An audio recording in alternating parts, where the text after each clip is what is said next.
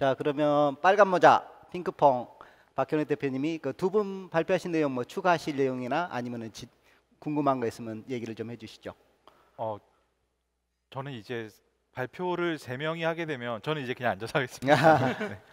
발표를 세 명이 이어서 하게 되면 아무래도 저는 스타트업들은 기본적으로 가지고 있는 사고 방식이 비슷하고 또 추구하는 내용만 다르지만 그 방식은 비슷할 수 있다고 생각을 해서 애초에 센터 형님하고 얘기해서 저까지 발표를 하면은 똑같은 얘기를 세 번 듣게 돼서 힘들지 않을까요라고 생각을 했는데 발표 안 하는 거 정말 다행인 것 같아요. 왜냐하면 또 보나마나 비슷한 얘기들을 하지 않을까 싶어요. 그러니까 가장 대표님의 의견에서 동의됐던 부분들, 발표에서 동의됐던 부분은 사람은 잘 변하지 않는다.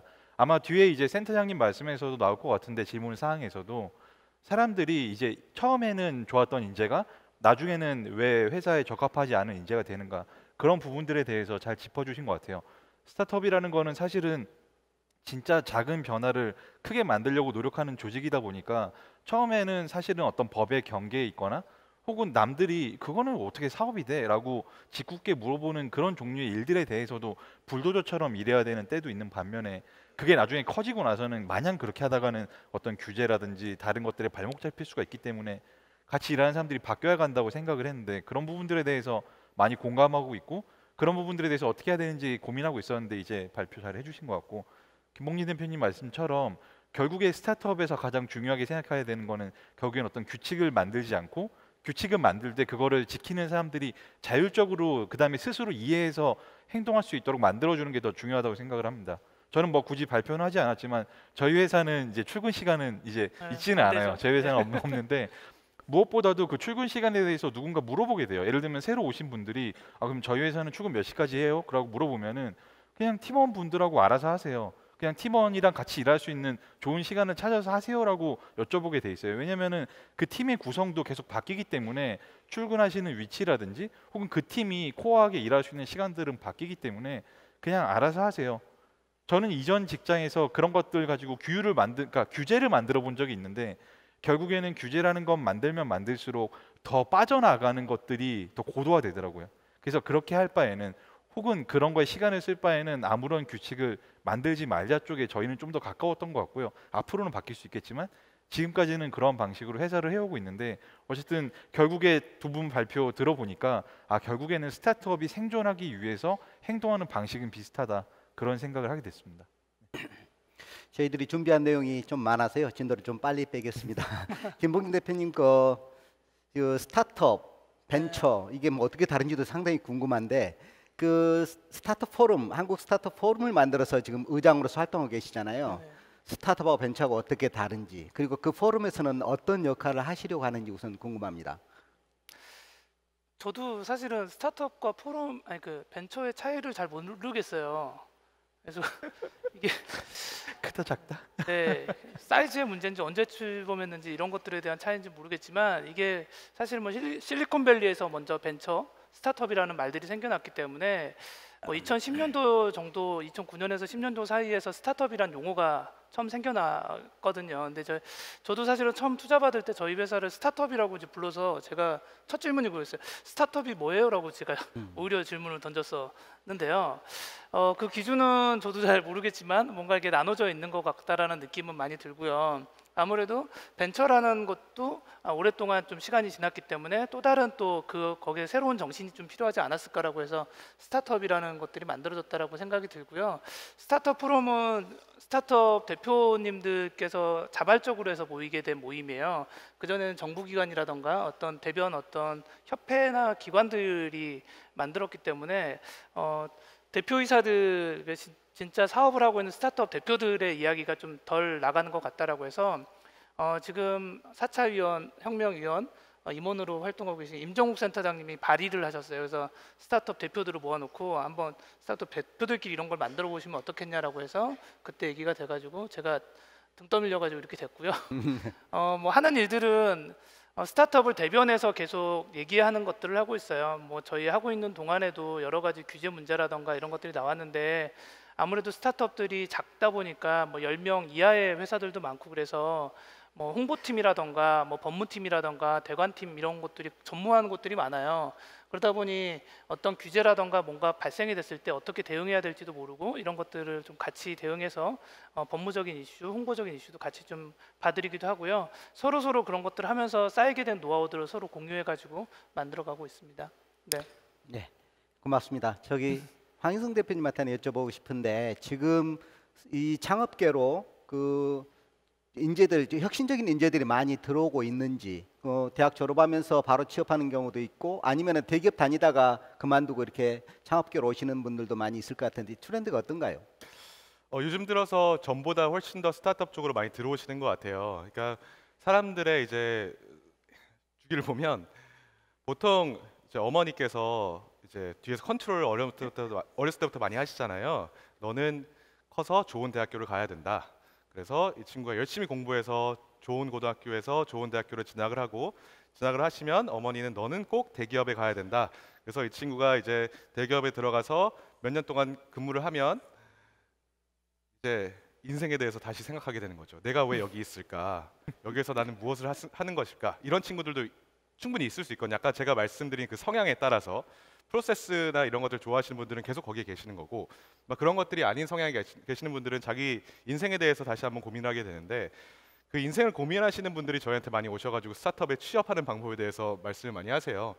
이제 그러다 보니까 예전에는 스타트업이라는 것 자체를 어떻게 보면 잘 몰랐을 수도 있는데 그래도 정부 쪽에서 많이 지원해 주시고 저희 스타트업도 많이 생겨나고 붐도 일어나는 바람에 그런 좋은 인재분들이 스타트업에 관심을 더 가지시고 거기에서 자기가 원하는 것들과 어떻게 보면 이제 규율보다는 자율로 일하시는 것들을 더 좋아하시는 분들이 저희 그 스타트업 생태계를 많이 찾아주시는 것 같아요.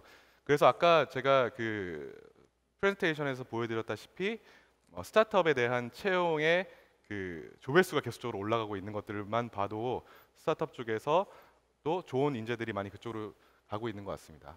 네. 그 여기에 질문 콩콩으로 질문이 많이 올라오고 있는데 플로에 뭐 중학생, 고등학생들도 꽤 많이 있는 것 같아요. 이렇게 모바일 익숙한 친구들 아주 질문을 많이 활발하게 해주고 있는데 아마 가장 궁금한 게 스타트업이 과연 스타트업 또는 벤처 과연 일할 만한 곳인가? 월급도 굉장히 적게 주고 밤새면서 일해야 되는 경우도 많고 그렇다던데 하는 생각들을 많이 할 것 같아요. 대기업에 비해서 월급도 훨씬 적고 그런데도 스타트업에서 일하면 굉장히 보람이 있다라고 얘기를 하실 것 같은데 세 분 어느 분이 말씀하실까요? 빨간 모자?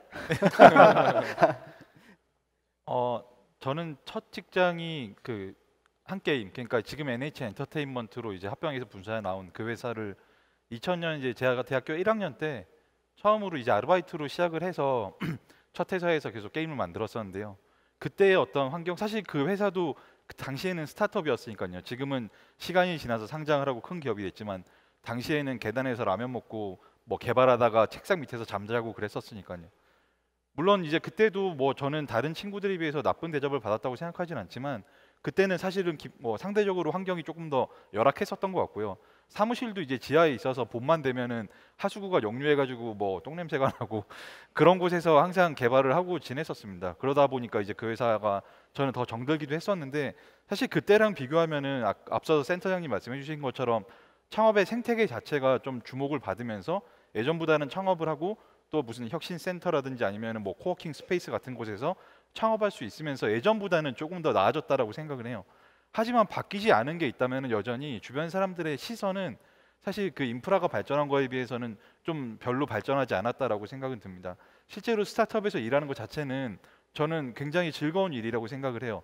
다른 사람들은 대기업에 들어가서 한 부분을 뭐 깊이 배울 수는 있겠지만 스타트업에서 일한다는 거는 여러 부분에 대해서 짧은 시간 동안에 많은 경험을 할 수 있는 차이가 있는 것이거든요. 그러니까 그런 것들에 있어서 자신의 성장을 꿈꾸는 사람이라면 사실 지금 현대의 스타트업들은 과거의 벤처기업이나 그 이전에 어떤 다른 도전했던 기업들에 비해서는 더 일할 만한 곳이라고 생각이 들고요. 저희 회사 연봉이든 배민 연봉이든 자플래닛 가보시면 다 표기가 돼 있는데 사실은 예전만큼 뭐 진짜 돈 빽받고 일하고 이제 그렇지는 않습니다. 그러니까 그런 부분에 있어서 차이는 분명히 예전보다 나아졌는데 주변에서는 아직은 인식이 조금 더 필요하다라고 느끼고 있습니다. 저희 회사에 보시면 저희 회사 사이트에 모든 회사의 연봉들이 다 까져 있으니까요. 가서 보시면 되시는데 저도 사실 여기에 그 동의를 하는 게 그 연봉 예를 들어서 어떤 사람이 연봉 4천이고 어떤 분들이 연봉 5천이에요. 그럼 1,000만 원이라는 돈이 인생을 바꾸진 않거든요. 근데 스타트업에서의 1년, 2년 경험은 사실 인생을 바꿀 수 있을 정도의 경험이기 때문에 그 1, 2년 정도를 경험하는 것 자체가 그 돈 1,200 들버는 것보다 훨씬 더 인생에서 값지다고 생각합니다. 저도 좀 말씀드리자면요. 뭐 개인의 가치 판단에 의해서 결정되는 것 같아요. 모두가 스타트업에서 일하는 것도 사실 세상이 굉장히 복잡해질 거고 엉망진창이 될 수도 있고요.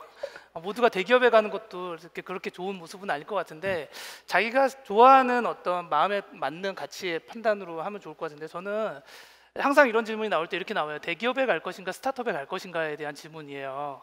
그렇다면은 대기업을 가실 수 있는 능력이 되시면 대기업을 가시라고 그래요. 네. 근데 질문을 바꿔서 스타트업을 갈 것인가 대기업을 갈 것인가라고 질문하려면 스타트업으로 오시는 게 좋습니다라고 말씀을 드려요. 근데 대부분은 대기업을 갈 수도 없는 상황에서 이걸로 고민하시는 분들이 더 많기 때문에 이거 자체가 처음부터 문제가 성립이 안 되고요. 그리고 먼저 얘기하는 사람이 먼저 얘기하는 그거 단어 안에 자기의 마음이 담겨져 있다고 생각이 들어요. 대기업 갈까 스타트업 갈까가 아니라 스타트업 갈까 그리고 대기업 갈까를 고민하시는 분들은 스타트업으로 오셔서 더 많은 보람을 느끼실 수 있을 거라고 생각됩니다. 그 질문이 재밌는 질문들이 많이 올라와서 제가 준비한 거하고 같이 섞어서 같이 질문 드릴까 하는데요. 세 분 모두 지금은 뭐 100명, 200명, 뭐 400명 이렇게 큰 기업으로 일구긴 하셨지만 뭐 초창기에는 많은 실패도 하셨을 테고 도중에 그 과정에서 어려운 갈등도 많았을 거고 그 해결하는 과정도 있었을 텐데 김봉진 대표님은 첫 번째 창업에서 또 실패도 하셨고요. 네. 세 분 창업하는 과정에 힘들었던 때도 있었을 거고 아 이럴 때는 정말 내가 창업하기를 잘했다 보람을 느낀 때도 있었을 텐데 간단하게 얘기를 좀 해주실까요? 저기 대학교 4학년 때 창업하신 황 대표님. 네. 알겠습니다. 저는 맨날 힘들어요. 맨날 힘들고 뭐 모든 스포츠 선수들이나 이제 그 모든 분들이 공부하는 것도 똑같은 것 같은데 수능을 볼 때 있어서 그 공부하는 과정은 굉장히 힘들지만 공부해서 거기 대학교에 가는 그 짜릿함이 있잖아요.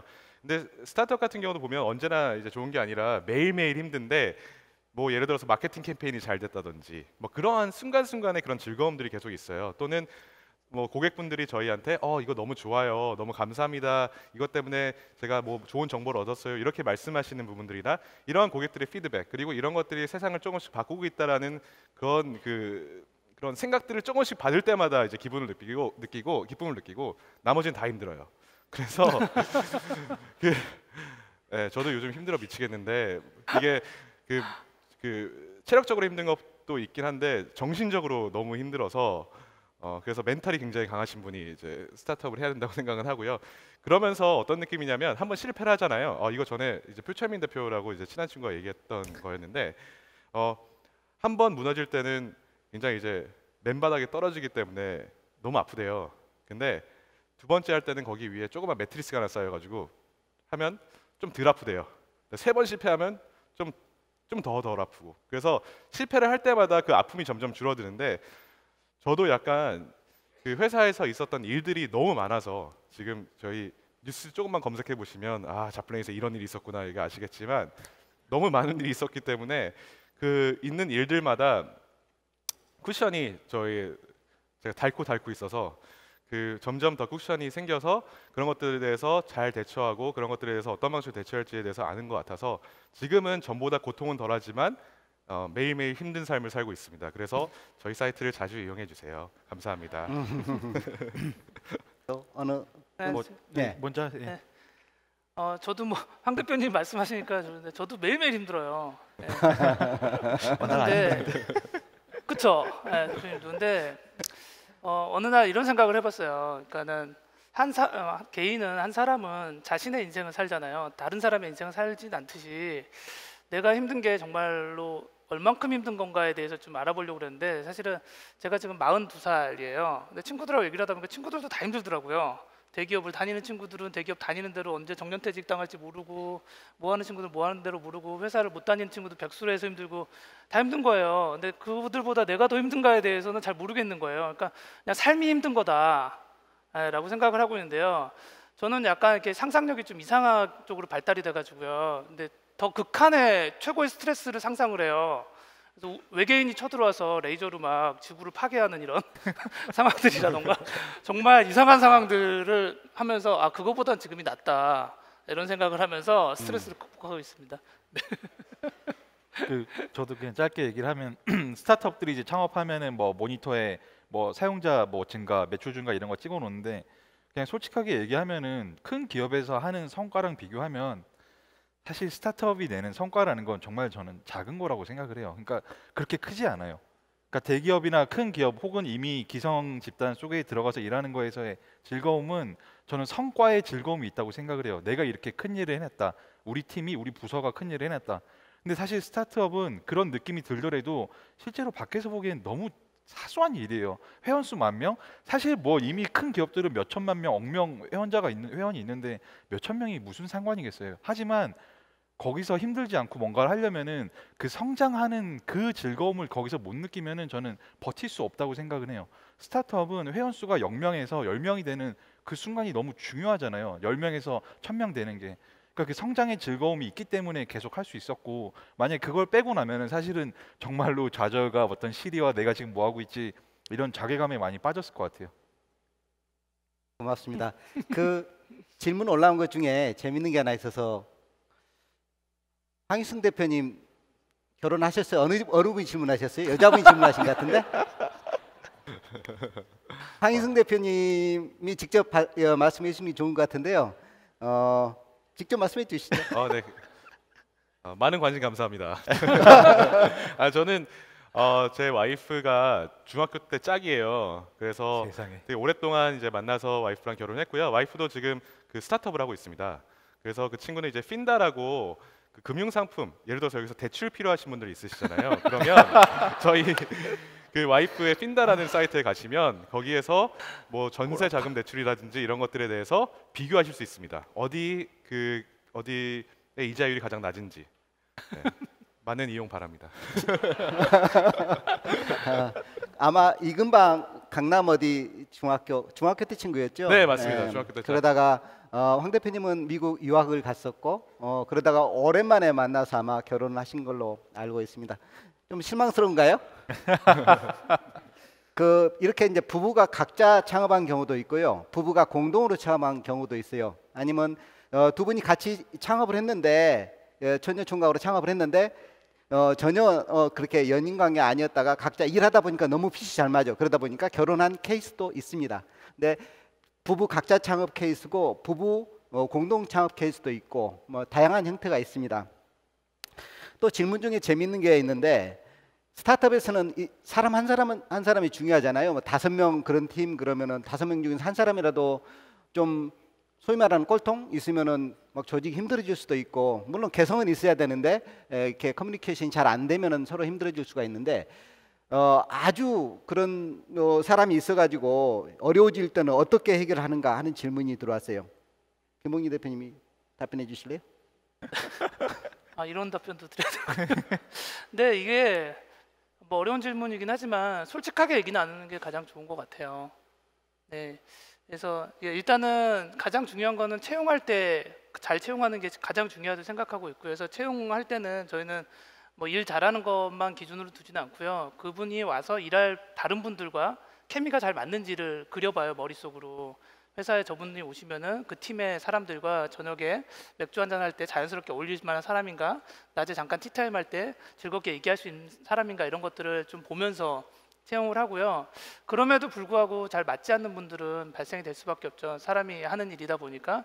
그런 분들께는 좀 어려운 부분이긴 하지만 솔직하게 말씀드리고, 뭐 이것에 대해서 저희가 여러 어려움들이 있어서 구성원들과의 갈등이 있으니 당신에게 좋은 일이 많이 가기는 어려울 것 같다, 기회가 가기는 어려울 것 같다, 그래서 다른 회사를, 다른 기회를 찾아보시는 것도 좋을 것 같다라고 솔직하게 말씀드리고요. 그분이 다른 곳으로 이직할 수 있도록 저희도 좀 지원을 해드리고 있고, 뭐 다양한 방법들로 하고 있습니다. 네. 박현우 대표님 어떻게 하세요? 애들이 많이 안 하신다고 했는데 막 가셔가지고 긴장되긴 하는데요. 일단 좀 전에 말씀드렸던 것처럼 그 스타트업은 하나의 목표로 빨리 성장하고 빨리 가야 되는데 그 과정에 있어서 아무래도 같이 가기에 조금 힘들거나 다른 생각이 많은 분들은 저도 솔직하게 말씀드리는 게 낫다고 생각은 해요. 왜냐면은 기업이라는 거는 사실은 국가가 아니잖아요. 국가는 나랑 국민이 마음에 안 든다 그래서 내쫓거나 혹은 국민이 그냥 스스로 떠나거나 하는 일이 굉장히 어려워요. 근데 기업이라는 거는 그냥 각자의 선택이에요. 사실상 스타트업은 좋은 기업이 아닐 확률이 훨씬 높잖아요.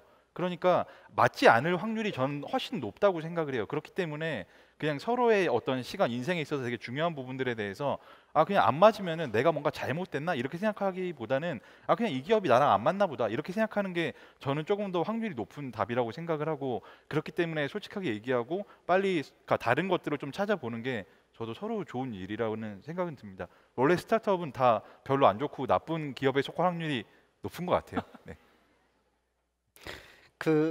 콩콩으로 들어온 질문이 굉장히 많은데 일일이 다 답변을 못 드리고요. 업보트가 많이 된 걸 중심으로 제가 질문을 하겠습니다. 제가 준비한 거다 같이 섞어서 질문을 하고 있는데요. 이런 질문도 있어요. 지금 스타트업을 100명, 400명, 500명 이렇게 키워왔다면 어느 정도 리더십을 검증을 하셨다고 볼 수가 있는데, 그렇다면 어느 날 갑자기 지금 제조업, 건설업체 CEO로 김홍인 대표님이 이게 갔다 하면은 현재 스타트업에서 하고 있는 그 혁신적인 조직 문화, 기업 문화를 그 대기업에서 적용을 해서 혁신시킬 수 있겠는가 하는 질문이 올라와 있습니다. 네. 못할 것 같아요. 네, 운이 좋았어요. 여기까지 왔고요. 이게 전혀 다른 산업은 완전히 다른 것 같아요. 인사 체계도 다르고 사람들도 다르고 하기 때문에 하나를 잘한다고 다른 것도 잘할 수 있다라는 건 생각은 안 하고 있고요. 그냥 지금 하고 있는 것만 열심히 잘 하겠습니다. 네. 반대로 그래서 저는 또 다른 분야에서 하고 계신 분들을 굉장히 존경하고 있어요. 특히 방금 말씀하셨던 제조 분야라든가 건설 분야, 여러 가지 서비스 분야 이런 곳에서는 저희가 생각하지 못했던 다른 어려움들이 많이 있고 이런 것들을 이겨내신 분들이 많기 때문에, 특히 개인적으로 존경하는 경영인은 일본의 이나모리 가츠오 회장님을 굉장히 존경하고 있고요. 교세라를 만들었던 그런 과정이라든가 제2를 다시 회생시켰던 이런 과정들을 보면서 나는 저렇게 다시 할 수 있을까? 해보지만 못할 것 같다라는 결론에 이르렀습니다. 지금 열심히 하겠습니다. 네. 자신 있는 분 있어요? 그러면 이 리더십 관련해서 질문이 이왕에 나왔으니까 한번 조금 더 해보죠.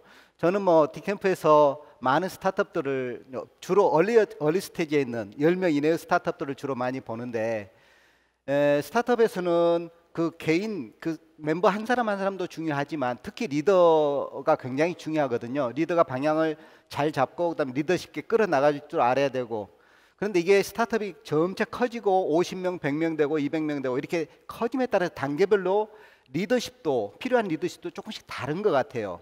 그래서 아주 얼리 스테이지에서는 잘했던 리더도 조직이 커가면서 내가 잘 안 맞는 것 같아, 나보다는 저 사람이 더 하는 게 나을 것 같아 해서 스스로 CEO 자리를 물려주고 물러난 그런 케이스도 있고 그러던데, 김홍인 대표님 혹시 그런 것에 관해서 단계별로 성장 단계별로 리더십이 어떻게 달라지고 어떻게 해야 된다는 그런 경험을 하신 걸 좀 들려줄 수 있나요? 단계별로 굉장히 어려운데 예전에 읽었던 책 중에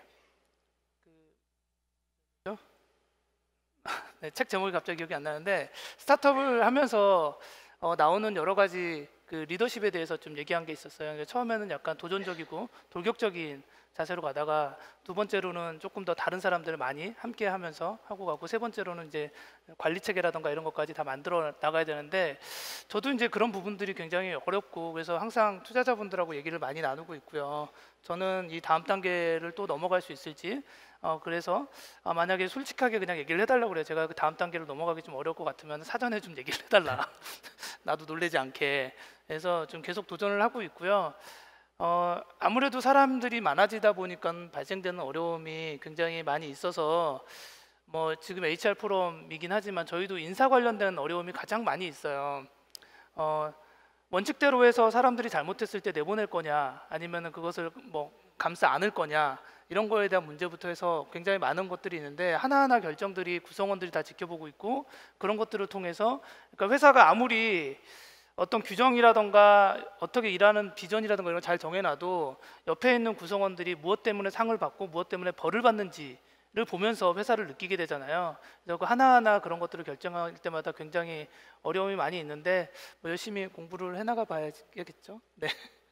다른 대표님들 혹시 저는 개인적으로 조금 이렇게 주변 사람들의 얘기를 많이 들으려고 하는 편이에요. 그러니까 예를 들면 이걸 하자, 이거를 향해 지금 달려가자라고 말한다기보다는 그냥 이런 좋은 게 있는데 당신 생각이 듣고 싶어라는 얘기를 되게 많이 하는 편이거든요. 그래서 저는 회사가 커지면서 제일 힘들었던 것 중에 하나가 이렇게 사람들이 많아지니까 제가 뭐 100명, 200명의 얘기를 다 들을 수도 없고 결국에는 저는 얘기를 좀 적게 하고 뭔가 생각이 없고 뭔가 리더십이 없는 것처럼 비춰지지 않을까라는 걱정을 많이 했었거든요.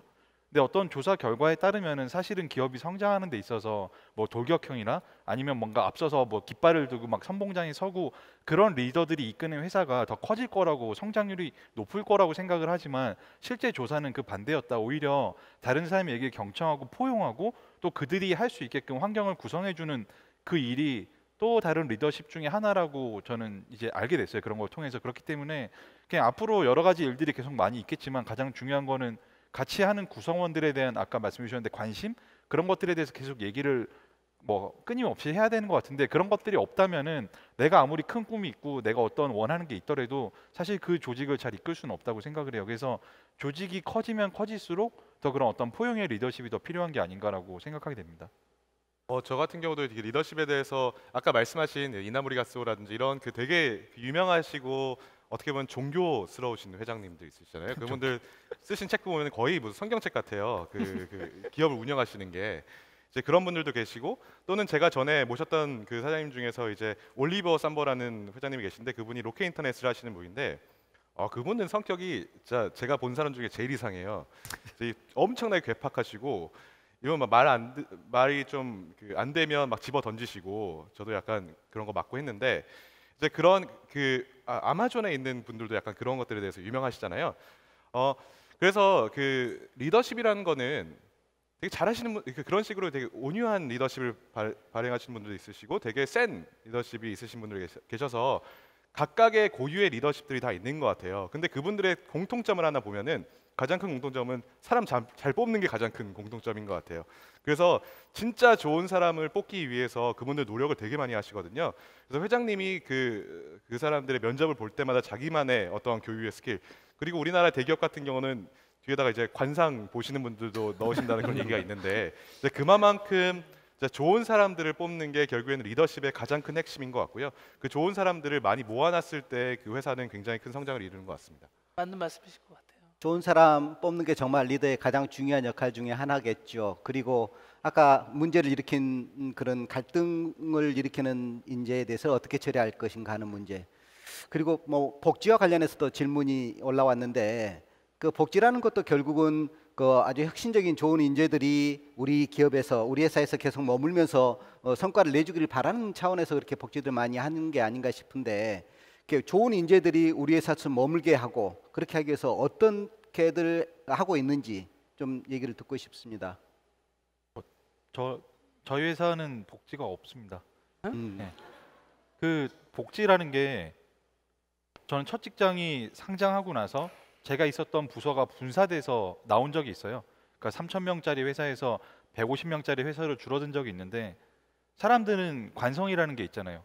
그러니까 아침에 뭐 김밥이나 식사가 나와야 되고 복지 카드가 있어야 되고 생일이 되면 뭐가 나와야 되고 그런데 복지라는 거가 제일 어려운 것 중에 하나는 올라갈 수는 있는데 뭐 많은 사회에 많은 것들이 그렇지만 올라갈 수 있는데 뺄 수는 없게 되는 거예요. 그러니까 처음에 내가 뭐 추석 선물로 뭔가를 받았어요. 아무것도 없던 회사에서 추석 선물로 10만 원 받으면은 기분이 굉장히 좋아요. 근데 그 다음에 추석에 10만 원 받으면은 기분이 안 좋아요. 똑같이 10만 원을 받았지만 기분이 안 좋아지는 거예요. 그러면은 그렇다고 해서 20만 원 주면은 기분이 좋냐? 그래도 안 좋아요. 왜냐면은 내 친구가 다니는 회사는 30만 원을 줬기 때문인 거죠. 그러니까 이런 식으로 비교될 수밖에 없고 그다음에 내려올 수가 없는 게 복지다 보니까 사실은 영원히 담보하거나 책임질 수 없는 거에 대해서는 많이 안 하려고 해요. 대표적인 예가 저희 회사는 휴가 일수가 제한이 없어요. 왜냐하면 휴가 일수에 대해서 뭔가 얘기를 할 때 저희는 원래 없었기 때문에 휴가 일수가 없습니다라고 했더니 아유 뭐 그래놓고 너는 짜장면 시키는 것처럼 결국에는 다 휴가 안 가고 그러는 거 아니냐라고 하도 여쭤보셔가지고 그냥 밖에다 얘기를 했어요. 우리 회사 휴가 30일입니다라고 얘기했더니 사람들이 불만이 생긴 거예요. 왜 나는 올해는 휴가를 25일밖에 못 썼을까? 나는 27일 썼는데 쟤는 30일 썼잖아. 이런 식으로 나빠지는 거죠. 결국에는 복지라는 게 어떤 선을 긋게 되면은 결국에 무엇과 비교하게 됐어요. 사실은 그냥 저희의 복지는 사실은 뭐 이렇게 말씀드리기 좀 죄송하긴 한데 그냥 연봉하고 그냥 성장밖에 없어요. 왜냐하면 그 외의 것들은 사실은 회사가 보편적으로 해야 되는 거고, 예를 들면 저 사람은 통화료 5만 원 지원하고 이 사람은 3만 원 지원하고, 이런 것들이 다 차이랑 차별로 느껴지고, 그런 것들은 어찌 보면 당연한 거지만 어찌 보면 또 되게 불공평한 거라고 느낄 수가 있거든요. 그래서 복지라는 거에 대해서는 고민을 많이 하고 시행해야 된다라고 저는 기본적으로 생각을 하고, 만약에 그게 어렵다라면은 사실은 좀 중단하고 성장하는 과정에 있어서는 좀 참고 가는 부분이 있을 수도 있다라고 저는 생각을 합니다. 아무튼 그래서 저희는 이제 휴가 일수가 다시 없어졌습니다. 그래서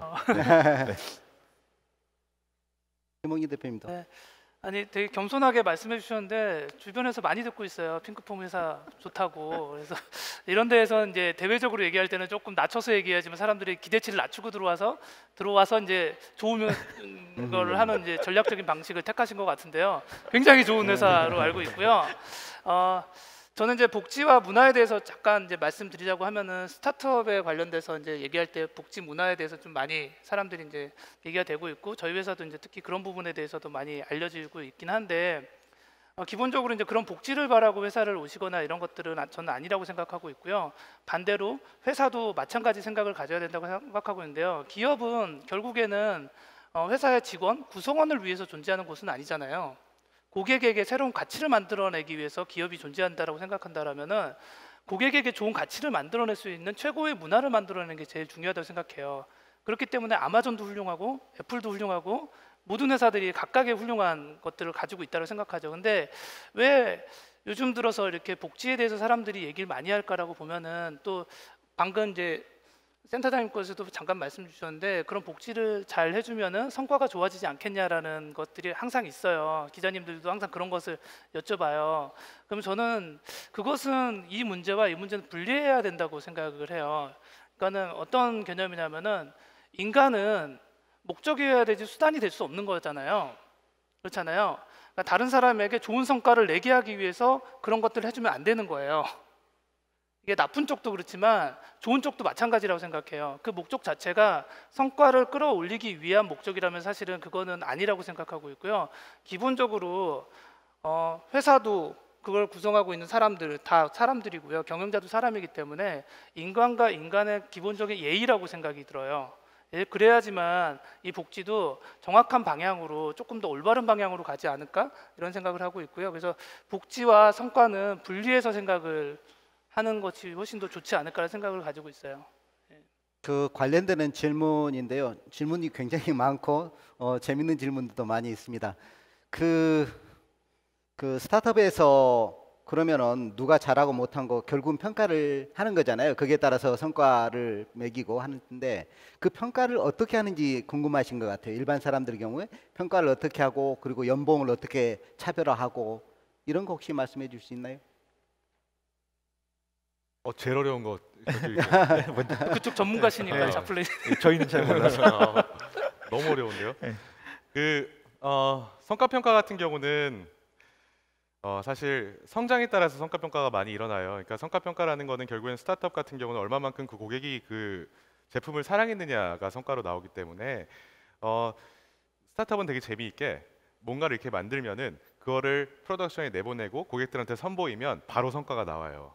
그래서 조그만 성과라도 그런 것들을 가시화시키기가 좀 더 편한 것 같아요.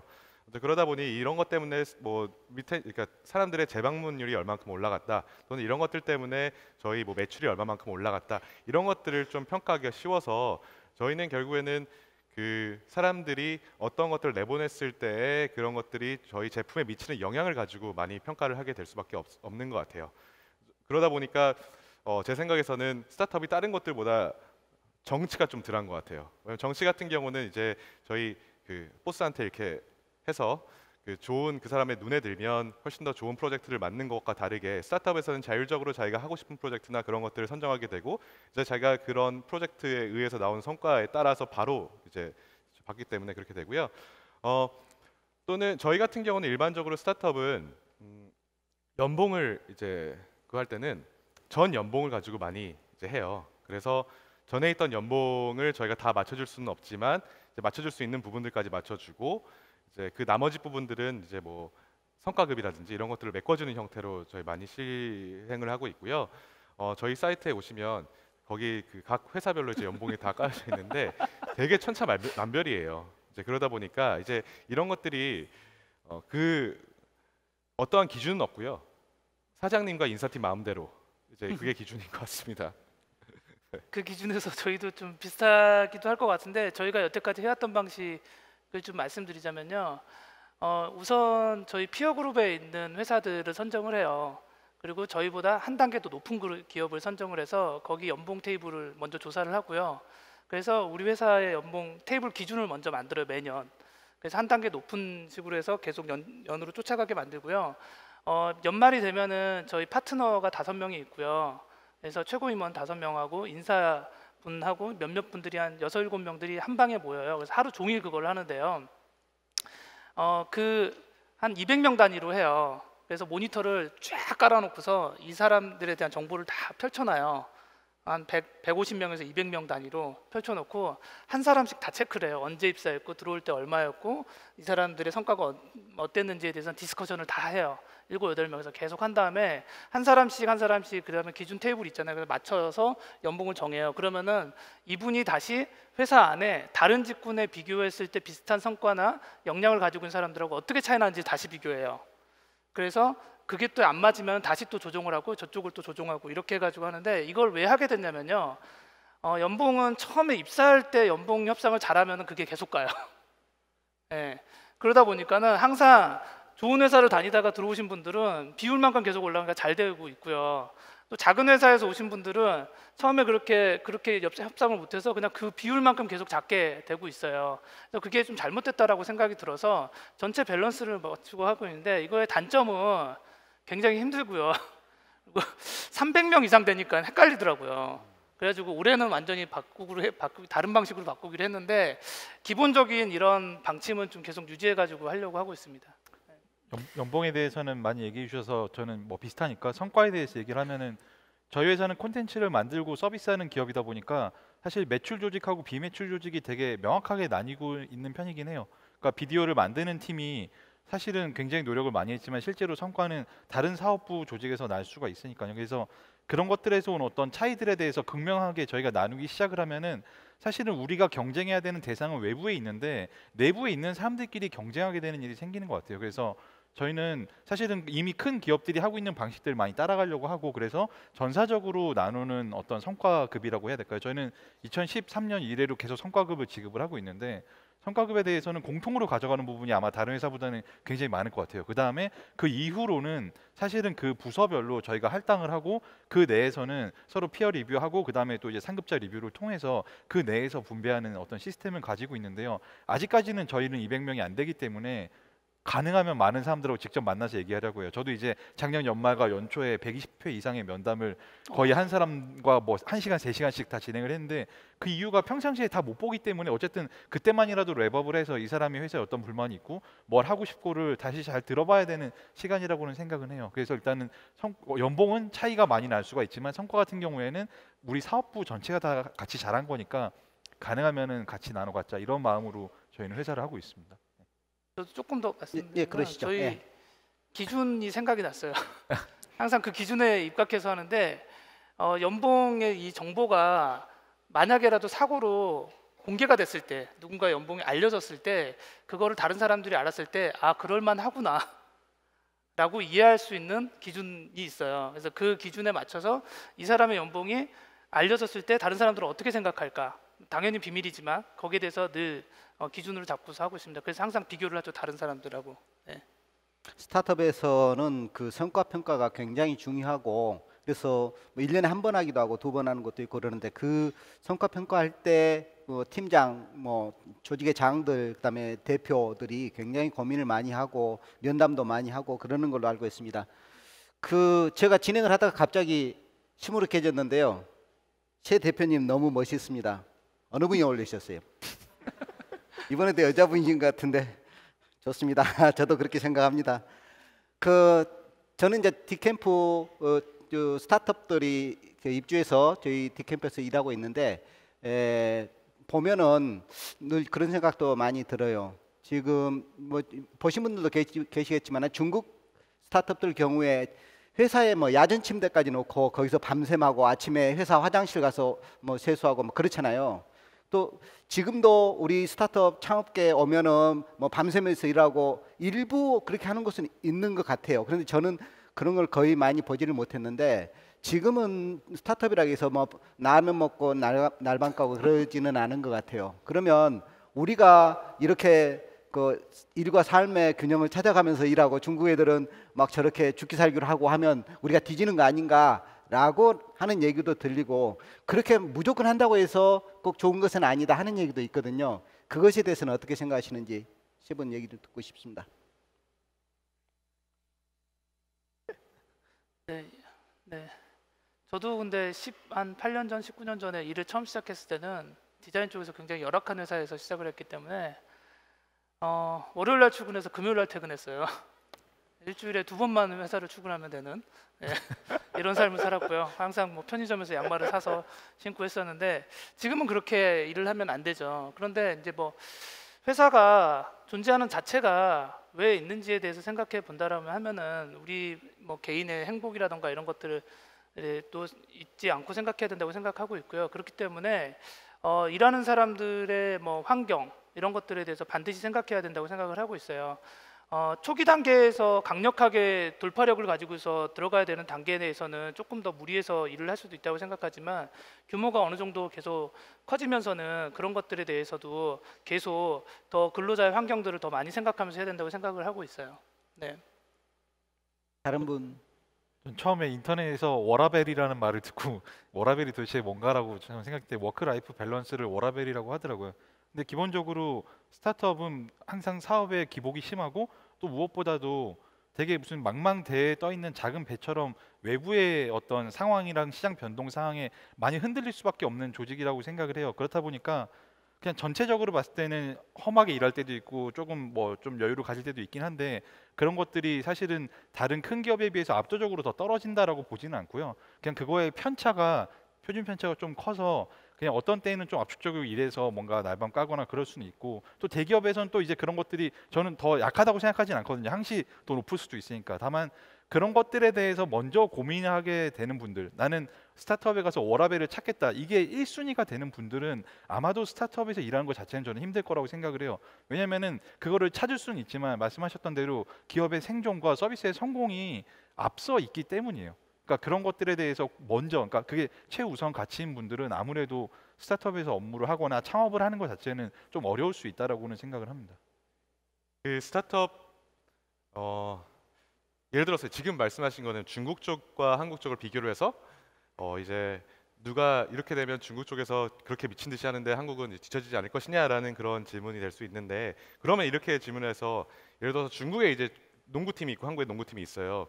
중국의 농구팀은 막 매일매일 죽어라고 그 열심히 연습을 해요. 열심히 연습하는 게 야전 침대 갖다 놓고 잠자지 않으면서 이제 계속 이렇게 연습을 하고, 한국 팀은 잘 먹이면서 이제 좋은 환경에서 천천히 이제 연습을 하게 되면 중국 팀 같은 경우는 아마 죽을 거예요. 그 너무 힘들어가지고 좀 장기적으로 그런 것들이 되면, 스타트업이라는 것 자체는 사실 장기전과 단기전이 있기 때문에 그렇게 스프린트로 이제 훈련할 때는 당연히 사람들이 밤새면서 해야 되는 그런 과정도 있고요.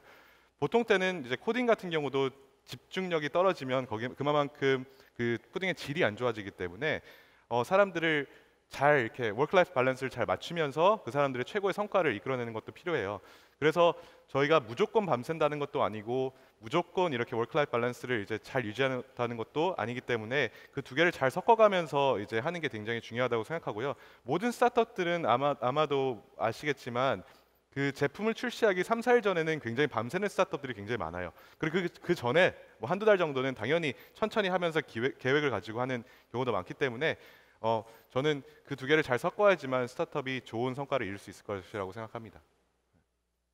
그 창업에 관심이 있는 분이 아마 질문을 주신 것 같은데, 창업하신 이후에 그 자금은 어떻게 마련했는지, 뭐 그게 은행에서 대출만 받아가지고는 할 수 없는 거잖아요. 그래서 대부분 아마 여기 세 분은 투자를 받으셔서 중간에 스케일업을 하셨던 걸로 저는 기억하는데, 이 창업에 대해서 관심 있는 분들한테 스타트업은 어떻게 그 사업을 키워나가는데 필요한 자금을 마련하는지 간단히 말씀해 주시겠어요? 최근 김봉준 대표님은 또 네이버로부터 투자를 크게 받으셨잖아요. 또 어디에 쓰실 것인지도 말씀해 주시면 좋겠고요. 쓸 데가 많지는 않지만 네, 일단은 그 처음 창업 자금을 만들었던 거는 저희는 그냥 굉장히 가볍게 시작을 했었어요. 주말에 그냥 카페벤에 모여가지고 했기 때문에 창업 자금 자체가 안 들었었고요. 서비스가 런칭되고 나서도 6개월 정도는 그냥 뭐 주말에 가끔 만나거나 그때 뭐 그 카카오톡이나 뭐 이런 것들로 네이트온으로 했었거든요. 네이트온으로 그냥 서로 얘기하면서 이렇게 일을 했었어요. 그래서 처음에는 저는 자금에 대해서는 큰 걱정을 하는 것보다는 일단은 가장 돈이 작게 들면서 버틸 수 있는 구조를 만들어 놓고 일을 하시는 게 서비스를 만드시는 게 제일 중요하다고 생각하고 있고요. 그리고 나서 저희가 한번 서비스를 하고 나서 1년 뒤에 각자 또 일을 하고 있었거든요. 자기 일을 해서 밥벌이는 다 하고 있었기 때문에 이 서비스를 뭐 어떻게 해야겠다 이런 생각들이 별로 없었어요. 그러다가 투자회사에서 벤처캐피탈에서 연락이 와서 지금의 본엔젤스죠. 연락이 와서 이걸 제대로 해보지 않겠냐라고 하면서 이제 3억 원을 받으면서 이제 본격적으로 그때 이제 법인 사업자를 내면서 시작이 된 케이스예요. 그래서 초반에는 여러분들이 만약에 시작한다라면 창업 자금에 대해서 어떻게 구할지에 대해서 먼저 고민하지 마시고 일단은 가장 가벼운 구조로 돈을 안 벌어가도 괜찮은 구조로 만들어서 서비스를 먼저 만들어 놓고요.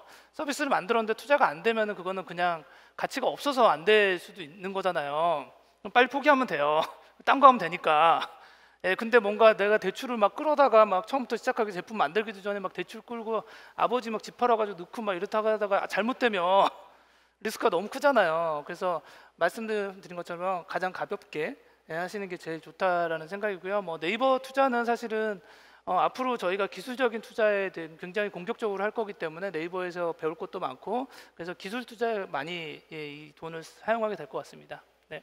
저는 좀 전에 말씀하신 그 가장 안 좋은 케이스 중에 한 명인데요.